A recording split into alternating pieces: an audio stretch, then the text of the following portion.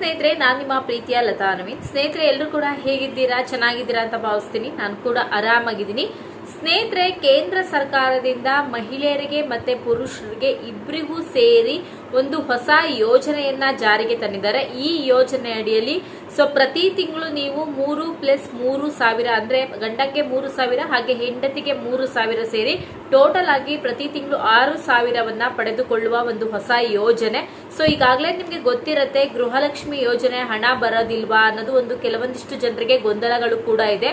ಆದ್ರೆ ಈ ಯೋಜನೆ ಏನಿರುತ್ತೆ, ನಮಗೆ ನಾವು ಇರುವವರೆಗೂ ಪ್ರತಿ ತಿಂಗಳು 3,000 ಹಣವನ್ನ ಪಡ್ಕೊಳ್ಳುವಂತಹ ಒಂದು ಯೋಜನೆ. ಇಲ್ಲಿ ಗಂಡ ಕೂಡ ಅರ್ಜಿಯನ್ನ ಹಾಕ್ಬಹುದು ಹಾಗೆ ಹೆಂಡತಿ ಕೂಡ ಅರ್ಜಿಯನ್ನ ಹಾಕ್ಬಹುದು.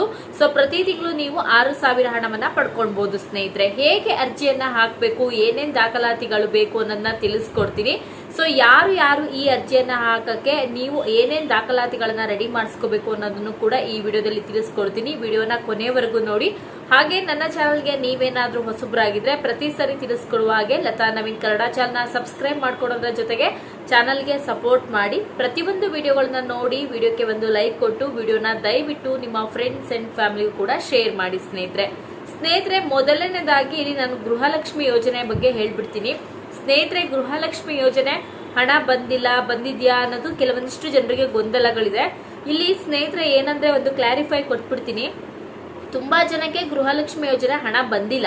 ಆದ್ರೆ ಕೆಲವೊಂದಿಷ್ಟು ಜನ ಕಮೆಂಟ್ ಮಾಡ್ತಾ ಇರುವಂತದ್ದು ನೀವು ನೋಡ್ಬೋದು. ಆ ಅಮೌಂಟ್ ಅನ್ನ ನಾನು ಅಲ್ಲಿ ಟ್ಯಾಗ್ ಮಾಡಿರ್ತೀನಿ. ಏನಂತ ಹೇಳಿ, ಗೃಹಲಕ್ಷ್ಮಿ ಯೋಜನೆ ಹಣ ಬಂದಿದೆ ನಮ್ಮ ಜಿಲ್ಲೆಗೆ, ಇವತ್ತು 4,000 ಕ್ರೆಡಿಟ್ ಆಗಿದೆ, ಇವತ್ತು 2,000 ಕ್ರೆಡಿಟ್ ಆಗಿದೆ ಅಂತ ಏನ್ ಹೇಳಿರ್ತಾರೋ ಆ ಕಮೆಂಟ್ ಗಳಿಗೆ ಒಂದು 4 ರಿಂದ 5 ಜನ ಲೈಕ್ ಕೊಡುವಂತದ್ದು. ಅಂದ್ರೆ ನನ್ನ ಚಾನಲ್ ನಲ್ಲಿ ಎಷ್ಟು ವ್ಯೂಸ್ ಬಂದಿರುತ್ತೋ ಆ ವ್ಯೂಸ್ ಪ್ರಕಾರವಾಗಿ ಎಷ್ಟು ಜನ ಲೈಕ್ ಕೊಟ್ಟಿರ್ತಾರೆ, ಅಂದ್ರೆ ನಮಗೂ ಹಣ ಬಂದಿದೆ ಅಂತ ಲೈಕ್ ಕೊಟ್ಟಿರ್ತಾರೆ. ಈ ರೀತಿಯಾಗಿ ಅದರ ಆಧಾರದ ಮೇಲೆ ಸರ್ಕಾರ ಕೂಡ ಈ ಹಣವನ್ನ ಬಿಡುಗಡೆ ಮಾಡಿರುವಂತದ್ದು ಖಂಡಿತವಾಗ್ಲೂ ಹೌದು. ಈಗಾಗಲೇ ಸಾಕಷ್ಟು ಜನರಿಗೆ ಅಂದ್ರೆ 5 ರಿಂದ 10 ಲಕ್ಷ ಜನ ಮಹಿಳೆಯರಿಗೆ ಮಾತ್ರ ಬಿಡುಗಡೆಯನ್ನ ಮಾಡಿದೆ. ಇನ್ನೂ ಕೂಡ ಯಾರಿಗೂ ಕೂಡ ಜಮಾ ಆಗಿಲ್ಲ.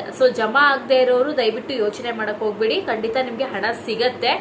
ಹಣ ಬರ್ದೇ ಇರೋರು ಖಂಡಿತವಾಗ್ಲೂ ಇದು ಯೋಜನೆ ಸ್ಟಾಪ್ ಆಗ್ಬಿಟ್ಟಿದೆ, ಹಣ ಬರಲ್ಲ ಮುಂದಿನ ದಿನಗಳಲ್ಲಿ, ಇದೊಂದು ಫೇಕ್ ನ್ಯೂಸ್, ಸುಳ್ಳು ಮಾಹಿತಿಯನ್ನ ಕೊಡ್ತಾ ಇದ್ದೀರಾ ಅಂತ ಖಂಡಿತವಾಗ್ಲೂ ನೆಗೆಟಿವ್ ಕಮೆಂಟ್ ಮಾಡಕ್ ಹೋಗ್ಬೇಡಿ. ಯಾಕಂದ್ರೆ ಒಂದೇ ದಿನ ಯಾರ ಖಾತೆಗೂ ಯಾವ ಗೃಹಲಕ್ಷ್ಮಿ ಯೋಜನೆಯ ಎಷ್ಟು ಕಂತಿನ 10 ಕಂತಿನ ಹಣ ಈಗ ಬಿಡುಗಡೆ ಆಗಿದ್ದಿಲ್ಲ, 10 ಕಂತಿನ ಹಣವು ಒಂದೇ ದಿನ ಯಾರಿಗೂ ಕೂಡ ಜಮಾ ಆಗಿಲ್ಲ ಸ್ನೇಹಿತರೆ. ಸ್ಟೆಪ್ ಬೈ ಸ್ಟೆಪ್ ಒಂದು ದಿನ ಬಿಟ್ಟ ಹಾಗೆ ಜಮಾ ಆಗ್ತಾ ಇದ್ದಿದ್ದು, ಅದೇ ಪ್ರಕಾರವಾಗಿ ನಿಮ್ಗೂ ಕೂಡ ಜಮಾ ಆಗತ್ತೆ. ದಯವಿಟ್ಟು ವೆಯ್ಟ್ ಮಾಡಿ. ನಿಮ್ಗೂ ಕೂಡ ಹಣ ಸಿಗತ್ತೆ. ಆದ್ರೆ ಬಿಡುಗಡೆ ಆಗಿರುವಂತದ್ದು 100ಕ್ಕೆ 100% ಸತ್ಯ. ಹಣ ಬರ್ದೇ ಇರ್ಬೋದು, ಬಟ್ ಹಣ ಖಂಡಿತ ಜಮಾ ಆಗತ್ತೆ. ಹಣ ಖಂಡಿತ ಜಮಾ ಆದಾಗ ನೀವು ಏನ್ ಮಾಡ್ತೀರಾ ಆ ಅಮೌಂಟ್ ಅನ್ನೋದು ಅಷ್ಟೇ ಮುಖ್ಯ. ಯಾಕಂದ್ರೆ ಈಗ ನೆಗೆಟಿವ್ ಕಮೆಂಟ್ ಮಾಡ್ತೀರಾ, ನಮ್ಗೆ ಹಣ ಬಂದೇ ಇಲ್ಲ, ಈ ಯೋಜನೆಯನ್ನೇ ಕ್ಯಾನ್ಸಲ್ ಆಗಿದೆ, ನೀವು ಸುಳ್ಳು ಮಾಹಿತಿಯನ್ನ ಕೊಡ್ತಾ ಇದ್ದೀರಾ ಅಂತ. ಹಣ ಬಂದ್ಮೇಲೆ ಹೇಗ್ ಮಾಹಿತಿಯನ್ನ ನೀವು ಒಪ್ಕೊಂತೀರಾ? ಹಣ ಸ್ವೀಕಾರ ಮಾಡಿರ್ತೀರಲ್ವಾ, ಅವಾಗ ಹೇಗಾಗತ್ತೆ?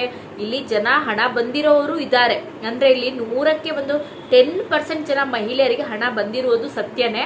ನಿಮ್ಗೂ ಕೂಡ ಹಣ ಬರತ್ತೆ, ದಯವಿಟ್ಟು ವೆಯ್ಟ್ ಮಾಡಿ. ಇದು ಒಂದು ಮಾಹಿತಿ. ಆದ್ರೆ ಈಗ ನಿಮ್ಗೆ ಈ ಗೃಹಲಕ್ಷ್ಮಿ ಯೋಜನೆ ಅನ್ನೋದು ಬರೀ 5 ವರ್ಷಗಳ ಗ್ಯಾರಂಟಿ ಯೋಜನೆ.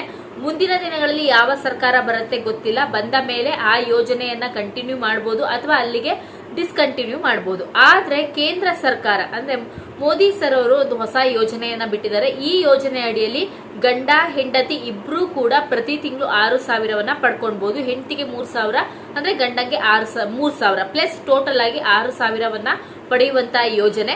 ಈ ಯೋಜನೆ ಅಡಿಯಲ್ಲಿ ನಿಮ್ಮ ವಯಸ್ಸು 18 ವರ್ಷ ಮೇಲ್ಪಟ್ಟಾಗಿರ್ಬೇಕು. ಪ್ರತಿಯೊಬ್ರು ಕೂಡ ಅರ್ಜಿಯನ್ನ ಸಲ್ಲಿಸಬಹುದು. ಈ ಯೋಜನೆಗೆ ಬೇಕಾಗಿರುವಂತಹ ಒಂದು ದಾಖಲಾತಿಗಳು ಏನಂದ್ರೆ, ನಿಮ್ಮ ಆಧಾರ್ ಕಾರ್ಡ್ ಬೇಕಾಗತ್ತೆ. ಹಾಗೆ ಯಾರು ಈ ಯೋಜನೆಗೆ ಅರ್ಜಿಯನ್ನ ಹಾಕ್ತಾರ, ನಿಮ್ಮ ಬ್ಯಾಂಕ್ ಅಕೌಂಟ್ ಬೇಕಾಗತ್ತೆ. ಈಗ ನೀವು ಗೃಹಲಕ್ಷ್ಮಿ ಯೋಜನೆಗೆ ಅರ್ಜಿಯನ್ನ ಹಾಕಿದಾಗ ಬ್ಯಾಂಕ್ ಅಕೌಂಟ್ ಇತ್ತಲ್ಲ, ಅದೇ ಅಕೌಂಟ್ ಆದ್ರೂ ನಡೆಯುತ್ತೆ. ಬೇರೆ ಅಕೌಂಟ್ ಇದ್ರೆ ಆ ಅಕೌಂಟ್ ಅಲ್ಲಿ ಆಧಾರ್ ಕಾರ್ಡ್ ಲಿಂಕ್ ಆಗಿರ್ಬೇಕು. ಇವೆರಡು ಆದ್ರೆ ಆಯ್ತು. ಬೇಕಾಗಿರುವಂತಹ ದಾಖಲಾತಿಗಳಿದು. ಎಲ್ಲಿ ಹೋಗಿ ಅರ್ಜಿಯನ್ನ ಸಲ್ಲಿಸಬಹುದು ಅಂದ್ರೆ, ನಿಮ್ಮ ಹತ್ತಿರದಲ್ಲಿ ಇರುವಂತಹ ಬ್ಯಾಂಗ್ಳೂರ್ 1 ಅಥವಾ ಕರ್ನಾಟಕ 1 ಅಥವಾ ಗ್ರಾಮನ್ ನಲ್ಲಿ ಹೋಗಿ ಈ ಅರ್ಜಿಯನ್ನ ನೀವು ಸಲ್ಲಿಸಬಹುದು ಸ್ನೇಹಿತರೆ. ಹಾಗೇನೆ ಇಲ್ಲಿ ನಿಮ್ಗೆ ಪ್ರತಿ ತಿಂಗಳು 3,000 ಹೇಗ್ ಜಮಾ ಆಗತ್ತೆ ಅಂತ ನೀವು ಕೇಳ್ಬೋದು. ಇದು ಯಾವ ತರವಾಗಿ ನೀವು ಅರ್ಜಿಯನ್ನ ಹಾಕ್ಬೇಕಾಗತ್ತೆ ಅಂತ ಕೇಳಿದರೆ, ಸ್ನೇಹಿತರೆ ಇಲ್ಲಿ ಕೆಲವೊಂದಿಷ್ಟು ಕಂಡೀಷನ್ಗಳಿದೆ. ಯಾವ ರೀತಿ ಅಂತ ಅಂದ್ರೆ, ಈ ಯೋಜನೆಗೆ ಅರ್ಜಿಯನ್ನ ಹಾಕುವಂತವರು ಯಾವುದೇ ರೀತಿ ಟ್ಯಾಕ್ಸ್ ಪೇಯರ್ ಆಗಿರ್ಬೋದು, ಹಾಗೆ GST ಫೈಲ್ ಮಾಡ್ತಾ ಇರ್ಬೋದು, ಹಾಗೆ ಯಾವುದೇ ರೀತಿಯಾಗಿ FD ಆಗಿರ್ಬೋದು ಅಥವಾ ಸೊ ಬೇರೆ ಬೇರೆ ಯೋಜನೆಗಳಲ್ಲಿ ಸ್ಕೀಮ್ಗಳನ್ನ ಹಣವನ್ನ ಸಂಗ್ರಹಿಸಿಟ್ಟಿರ್ತಾರಲ್ಲ ಅವ್ರು ಯಾರು ಕೂಡ ಅರ್ಜಿಯನ್ನ ಹಾಕಕ್ಕಾಗಲ್ಲ. ಅಂದ್ರೆ ಈಗ FD ಆಗಿರುತ್ತೆ, ಸೊ ಈಗ ESI ಮಾಡಿಸಿರ್ತಾರೆ, ಈ ತರದವರು ಯಾರು ಕೂಡ ಅರ್ಜಿಯನ್ನ ಹಾಕಕ್ಕಾಗಲ್ಲ. FD ಯನ್ನ ಮಾಡಿಸಿರ್ತಾರಲ್ವಾ ಬ್ಯಾಂಕ್ಗಳಲ್ಲಿ, ಅವರು ಅರ್ಜಿಯನ್ನ ಹಾಕಲ್ಲ.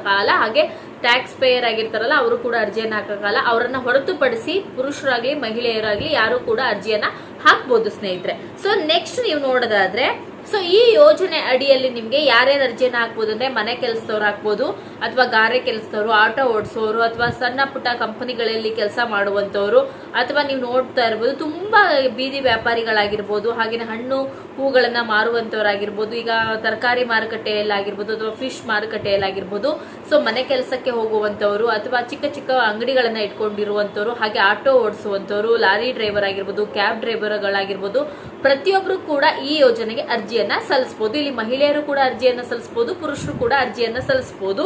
ಸೊ ಇನ್ನೊಂದು ಬೇರೆ ಏನಂದ್ರೆ, ಸೊ ನಿಮ್ಮ ವಯಸ್ಸು 18 ವರ್ಷ ಮೇಲ್ಪಟ್ಟಾಗಿರ್ಬೇಕು, 40 ವರ್ಷದ ಒಳಗಾಗಿರ್ಬೇಕು. ಸೊ ಹೇಗೆ ಅರ್ಜಿಯನ್ನ ಸಲ್ಲಿಸೋದಂದ್ರೆ ಸ್ನೇಹಿತರೆ, ನಿಮ್ಮ ವರ್ಷದ ಆದಾಯ 15,000ಕ್ಕಿಂತ ಹೆಚ್ಚಿಗೆ ಇರಬಾರ್ದು. ಅಂದ್ರೆ ಈಗ ನೀವು ಕೆಲ್ಸಕ್ಕೆ ಹೋಗ್ತಾ ಇರ್ತೀರಲ್ಲ, ನಿಮ್ಮ ವರ್ಷದ ಆದಾಯ ಏನಿರುತ್ತೆ 15,000ಕ್ಕಿಂತ ಹೆಚ್ಚಿರಬಾರ್ದು. ಅಂದ್ರೆ ನೀವು ಇನ್ಕಮ್ ಸರ್ಟಿಫಿಕೇಟ್ ನ ಡೆಫಿನೆಟ್ಲಿ ಆಗಿ ಮಾಡಿಸ್ಲೇಬೇಕಾಗತ್ತೆ.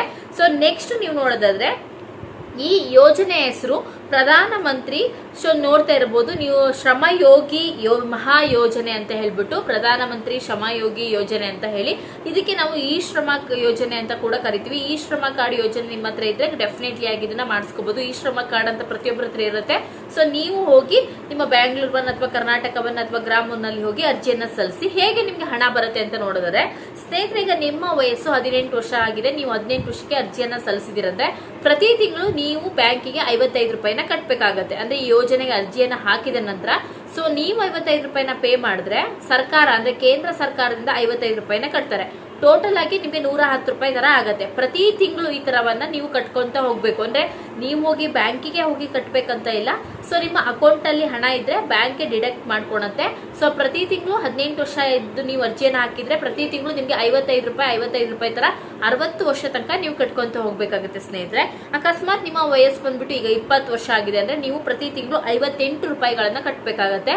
ಸೊ ನೀವು ಪ್ರತಿ ತಿಂಗಳು 58 ರೂಪಾಯಿ ಕಟ್ಟಿದ್ರೆ ಕೇಂದ್ರ ಸರ್ಕಾರ 58 ರೂಪಾಯಿ ಕಟ್ಟತ್ತೆ. ಹಾಗೆ ನಿಮ್ಮ ವಯಸ್ಸು ಈಗ 30 ಆಗಿದೆ ಅನ್ಕೊಳ್ಳಿ, 30 ವರ್ಷ ಆದವರು 105 ರೂಪಾಯಿ ತರ ನೀವು ಕೊಟ್ಟಿದ್ರೆ ಸೊ ಕೇಂದ್ರ ಸರ್ಕಾರ 105 ರೂಪಾಯಿ ತರ ಕಟ್ಟುತ್ತೆ. ಅಂದ್ರೆ ನಿಮ್ಮ ಅಕೌಂಟ್ ಅಲ್ಲಿ ಹಣ ಇದ್ರೆ ಸಾಕು, ಸರ್ಕಾರನೇ ಈ ಹಣವನ್ನ ಡಿಡಕ್ಟ್ ಮಾಡ್ಕೊಳತ್ತೆ ಸ್ನೇಹಿತರೆ.